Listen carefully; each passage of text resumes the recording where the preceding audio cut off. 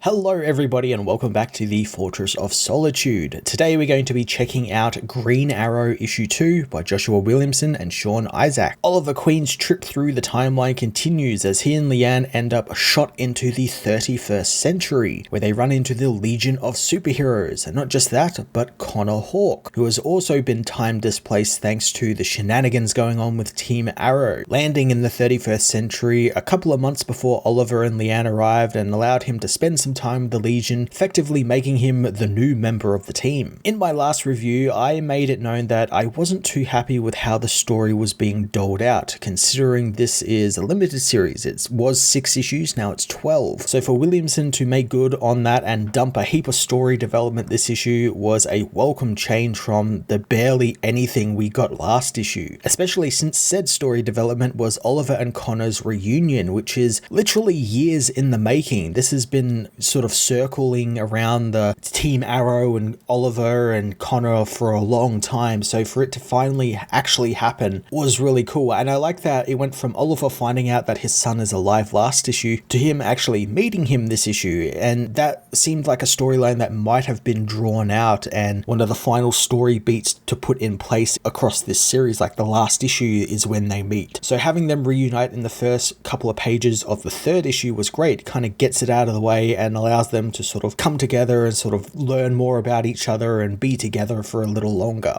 Lian's part of the story also gets a lot of focus, and we get to see how she somehow turned up alive, relating it back to Waller and an Archer who, if I had to put money on, will either be a dark version of Oliver from a different timeline, a different Earth, since we know Amanda Waller did go to Earth 3 and mess around on that world, so she could have gone to another one, or it's the Earth 3 Oliver, but my money is on it being actually Merlin and him getting back at the Team Arrow for whatever reason that Williamson will come up with. Williamson lays out this in a pretty easily digestible chunk, and thanks to Isaac's artwork is visually presented quickly and efficiently, all in one page in fact, a page that has some great flow to it thanks to the writing and the art working in tandem together. Williamson also introduces an interesting evolution to Waller's Suicide Squad idea, whereas that team has bombs placed in their necks for them to follow her commands, and if they don't, they get blown up. Here though, Oliver, Connor, Lian, and probably some more people from Team Arrow all have devices put in their necks, but they're not bombs. They're devices that shoot them through time to keep them apart, and that's sort of a big thing this issue is like, why are they being kept apart? Why is it so important that Oliver, his son, Roy, all these people don't get together? And we actually learn it's because Waller believes that Oliver and his people are responsible for what is called the Great Disaster, which is a big event involving characters like Kamandi, the original OMAC, and leads into stuff that happens in the Legion books. And it was actually a big event that Brian Michael Bendis also recently touched upon in his Legion book and the Millennium books he did before that. Williamson builds on that and infers that Oliver and his family were the ones behind this great big disaster. Somehow, I'm not entirely sure. I'm sure we'll get some answers in the coming issues, and it's why Waller is trying to keep them apart. And this tidbit really kind of reframes Waller's motivation, since it's kind of a heroic one. She's trying to prevent something bad from happening, hence why she's got to keep these people apart. And of course, this is going into the grand scheme of things with her in the DCU currently, where she's targeting not just Oliver, but all the heroes of the Justice League and trying to prevent some other big cataclysms from happening as well. Waller isn't the only problem Oliver faces, since out of nowhere, Parallax appears to take the hero down. This cliffhanger was really out of left field and was a great reveal, and there's even hints that Parallax helped Oliver find a place where he would be alone, or Oliver teamed with him briefly to find a place where he would be alone. I thoroughly love this version of Hal Jordan. I love Parallax. I love the whole concept of him, and I like the idea that it's possibly maybe the Parallax from the 90s, and maybe Hal gets possessed by Parallax again. It's again something that's kind of left sort of ambiguous to be filled in the next coming issues. So I'm intrigued to see them sort of get to team up a little bit more and fight each other. And if we're getting more Parallax, I'm happy. I'm happy. I love the character. Oliver and Lian's story isn't the only thing in the entire book though, as we check in with Roy and Black Canary battling Peacemaker and Peace Wrecker in Belle Reve. And this leads to quite a cool confrontation where two sides, while they're fighting, they decide to stop and partake in a shooting competition to see who gets what information they need. If Roy wins, he gets information from Count Vertigo that he needs about Waller. If he doesn't, he has to leave, and Peacemaker gets bragging rights. It was thoroughly enjoyable and much better than a straight up fight between these characters, and it makes Peacemaker feel a little bit more like his John Cena live action counterpart, since this is totally something I can see him and Vigilante doing with a villain. It was fun, but didn't really give us information we didn't already know. It was just kind of Count Vertigo relating to us that, oh, Waller is up to something big, something we definitely already know, since Lian and O'Connor and all these other characters are already well aware of that. So kind of feels information we didn't really need at all and didn't really lead to anything, but it was fun seeing Peacemaker act like John Cena and just kind of have a little bit of a light-hearted moment amongst this kind of tense situation. Joshua Williamson and Sean Isaacs really made up for the rather lackluster Green Arrow issue 2 last month, giving us a really great helping of story development while taking the book to some new interesting locations filled with familiar and surprising characters that make for a fun-filled read. I'm going to give this issue an 8 out of 10, so check it out if you were hesitant after the last issue like I was. And if you want to see more of my reviews, why not head over to see Superman and Metello's team up in Action Comics issue 1056 or Amazo's takeover of Earth in World's Finest issue 16.